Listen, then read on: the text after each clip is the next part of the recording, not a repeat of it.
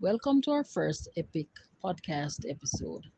Today we're talking about communication, how we express ourselves, how we understand each other, and how it affects relationships. This is Him and Her 101. Hi, I'm Jen. And I'm Gilbert. Come on in. Yes, our topic is about communication. But to be more specific, we would like to turn our focus to communication in an Eros type relationship.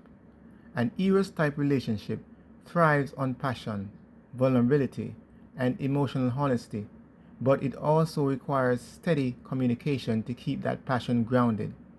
When two people openly express their desires, fears, and needs, rather than assuming or reacting, they create a space where intimacy can deepen without confusion. Listening with intention and speaking with clarity, this helps prevent misunderstandings that intense emotion can easily magnify. With respect, patience, and emotional awareness, the romantic energy of Eros becomes not just exciting, but secure and deeply fulfilling. What you just mentioned, Gilbert, touches on something very important. Communication isn't only about words, it's about awareness. Understanding the type of bond you're in helps set expectations, especially when emotions are involved.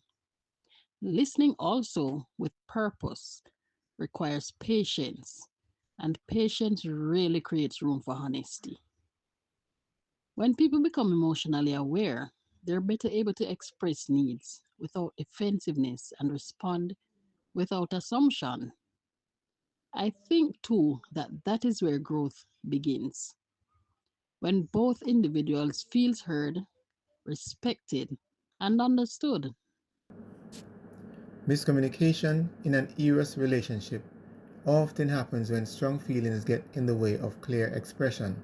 For example, one partner might say, I'm doing fine, when they're actually not fine, expecting the other partner to sense the problem, while the other takes the words literally and assumes everything is okay.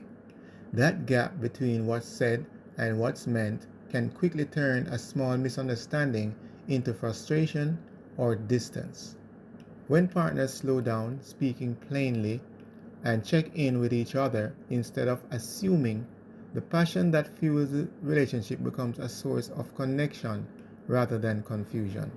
According to the word, Colossians 4, verse 6, it says, let your conversation be always full of grace, seasoned with salt, so that you may know how to respond to everyone. Oh, yes, I totally agree with you, Gilbert. That example really highlights how miscommunication can show up in Eros relationships.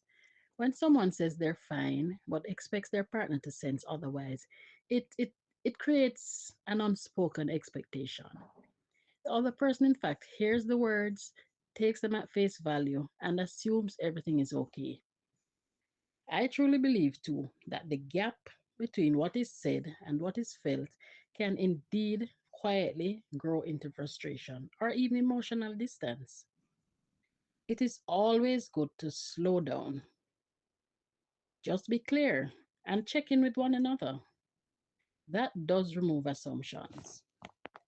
When honesty and patience are present, passion really becomes a source of closeness, and it also aligns well with the reminder in Colossians 4, verse 6, about speaking with grace and wisdom.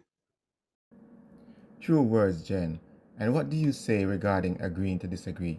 I think that this is when two people recognize that they see an issue differently, and instead of arguing endlessly or trying to force the other to change their mind, they instead respect each other's viewpoints and move forward peacefully. It's a mature way of saying, we don't share the same perspectives, but that's okay, without letting the disagreement damage the relationship.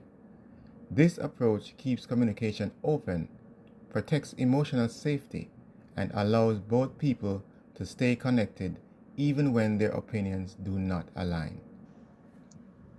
Well, as we wrap up, today's discussion reminds us that how we interact with each other matters.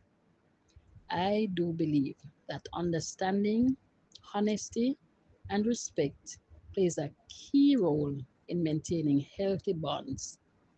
Differences will always exist, always, but how they're handled determines whether they create distance or strengthens trust. Growth, however, can happen when individuals are willing to listen, speak with care, and choose peace over pride. True words, Jen. I could not have said it better. When partners recognize miscommunications early, choose clarity over assumptions, and accept that not every difference needs resolving, they can agree to disagree with respect and protect their relationship by honoring each other's perspectives. Wow, this topic certainly gave us food for thought. Thanks to all viewers and listeners for tuning in. See you next time and stay blessed. And don't forget to like and subscribe.